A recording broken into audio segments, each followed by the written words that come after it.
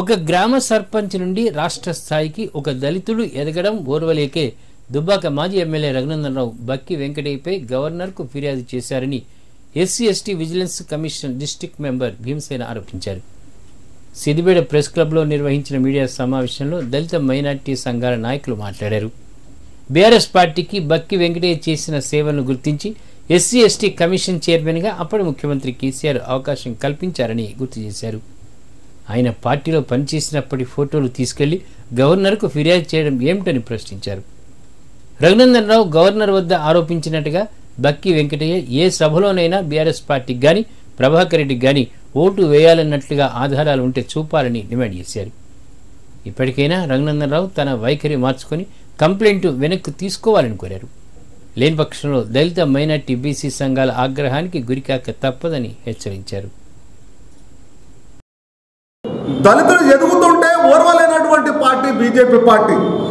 అక్కడ ఒక గొప్ప నాయకుడిగా ఎదిగినటువంటి వెంకటయ్య మీద ఆరోపణలు చేస్తే యావత్తు ఇలా జిల్లా వ్యాప్తంగా ఉన్నటువంటి రాష్ట్ర వ్యాప్తంగా ఉన్నటువంటి ఎస్సీ/ఎస్టీ బీసీ మైనార్టీ సంఘాలన్నీ కూడా తీవ్రంగా ఖండిస్తున్నాయి. రఘునందన్ రావు గారు, మేము ఇక్కడికి ఒక ఛాలెంజ్ విసురుతున్నాం, ఒక చర్చకు రా. నిజంగా చెప్తుంటే ఆయన బహిరంగంగా ఏ వేదిక మీద అయితే ఓటేయమని చెప్పిండో ఖచ్చితంగా రాజీనామా చేయడానికి సిద్ధంగా ఉంటాడు.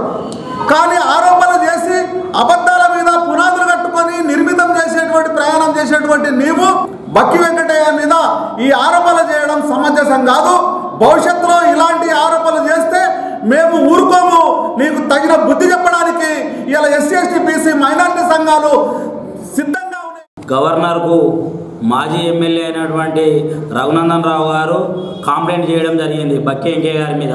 మచ్చలేనటువంటి నాయకుడు బక్కి వెంకన్న గారు ఒక సర్పంచ్ స్థాయి నుంచి మెల్లమెల్లగా ఎస్సీ/ఎస్టీ కమిషన్ చైర్మన్ దాకా ఎదిగినటువంటి బక్కి వెంకయ్యను చూసి ఓర్చుకోలేక రఘునందన్ రావు గారు ఆయనపై లేనిపోని ఆరోపణ చేశారు. రఘునందన్ రావు గారు, నేను మాలమాన నుంచి నేను డిమాండ్ చేస్తూ ఉన్నాను. మొన్న ఎలక్షన్లలో కూడా మాలలో ఎవరు ఓటేయద్దని నేను ప్రెస్ మీట్ పెట్టి మరి అక్కడ నువ్వు ఓటమికి మాల మహానాడు ముందుండి నీకు పూలబాట వేసినాము. నువ్వు ఎంపీ ఎలక్షన్లలో కూడా నిలబడాలని చూస్తూ ఉన్నావు.